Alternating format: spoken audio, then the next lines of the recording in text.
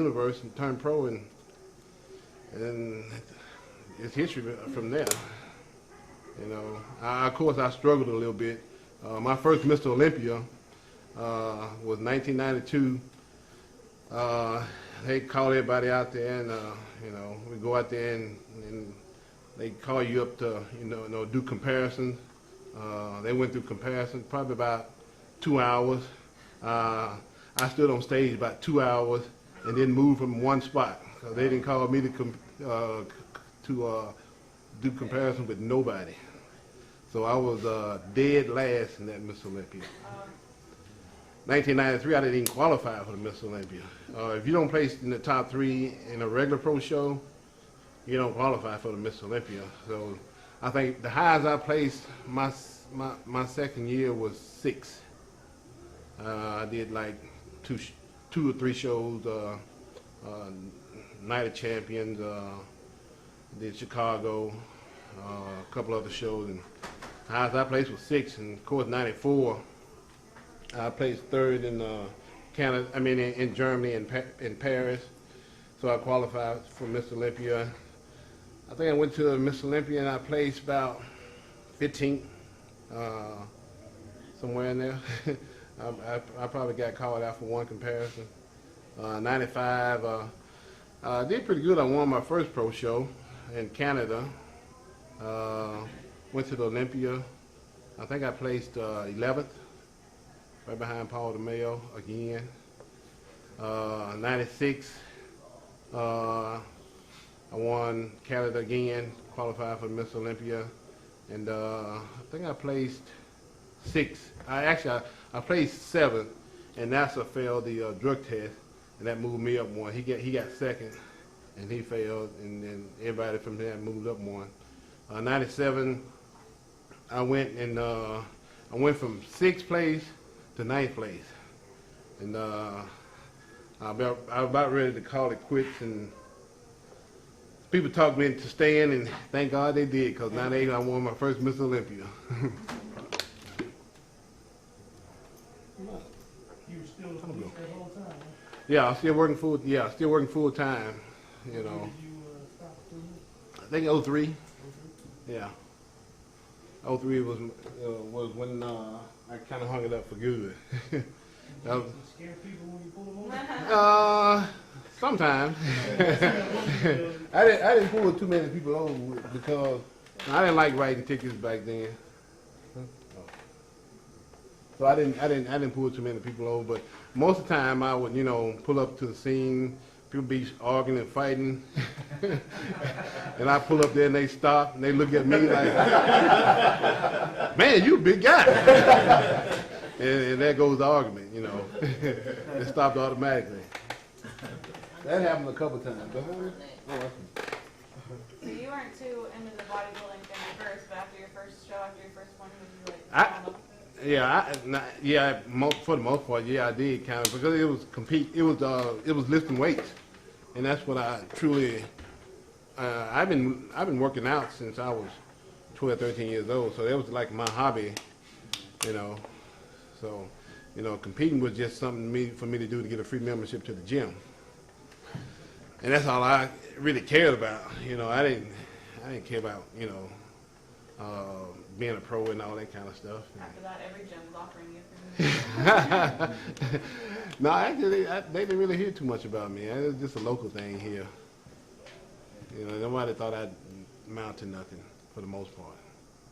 How hard was it to stay focused on your diet? The first couple of shows was pretty hard, but after a while, it got kind of easy. What is the hardest part? Is it diet? Is it training? Is it staying focused? Is it... Well, for me, I think it's got to be the diet, because I was working full time, and I'm trying to eat, and they're calling me to do accidents and domestics and all this kind of disturbance. I'm like, man, what's wrong with these crazy people? I'm trying to eat. So when I got there, I came with an attitude. I'm looking to tear somebody's neck out their head. And it was kind of hard for me, you know, Just getting the trying meals to in, though, trying to not- trying to eat and work at the same time. But I kind of figured out a way to do it though, and what I would basically do is when I went on a call, we had to write up a report. So it normally takes probably about 20 minutes, maybe 15 minutes to write up a report. Well, it took me an hour because I had to eat. So you find a way to survive.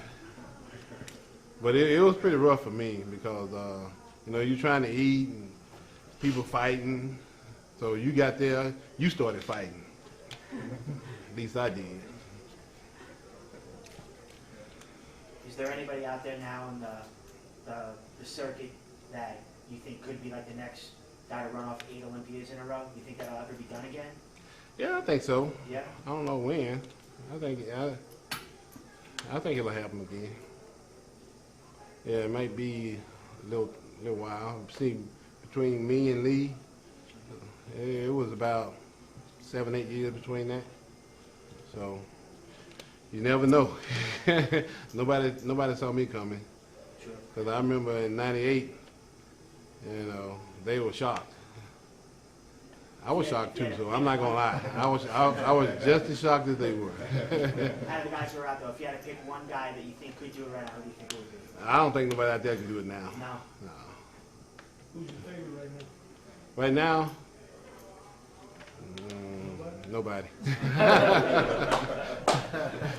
It's probably gonna be some years for that happen.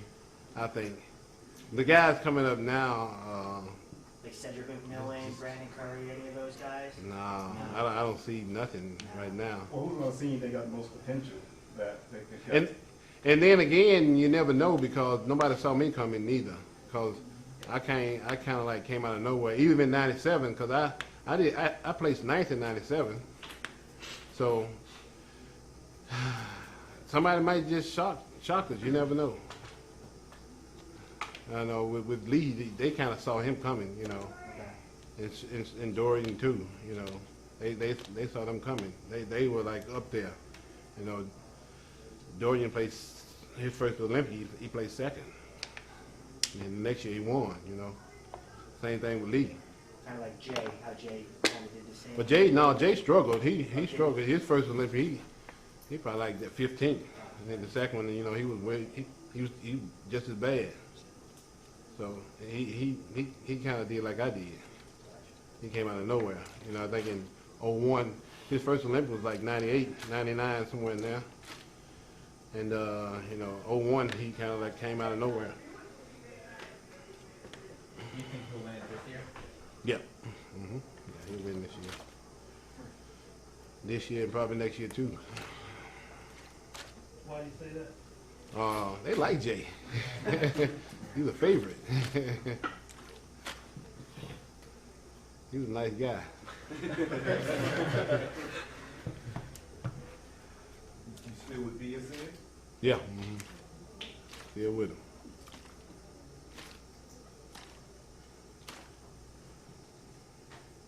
They said you did powerlifting when you were in high school. Mm-hmm. Did you ever apply any of those principles and workout techniques to bodybuilding? Yeah, all of them. Cause I was still doing powerlifting when I was bodybuilding. We would go to these shows, you know, around the Metroplex, and of course, you know, I was, you know, squatting and deadlifting 700 pounds then, 750. This was in the early '90s, you know. So I was still powerlifting when at the same time I was bodybuilding.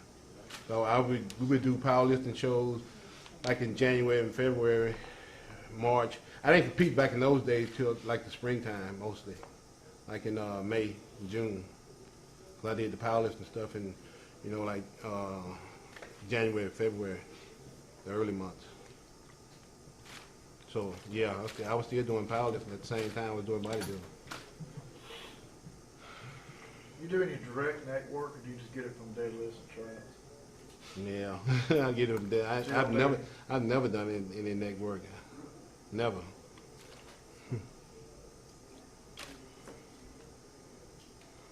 Now, being a former gridiron standout, did you take that aggression from football, go right into the weight room?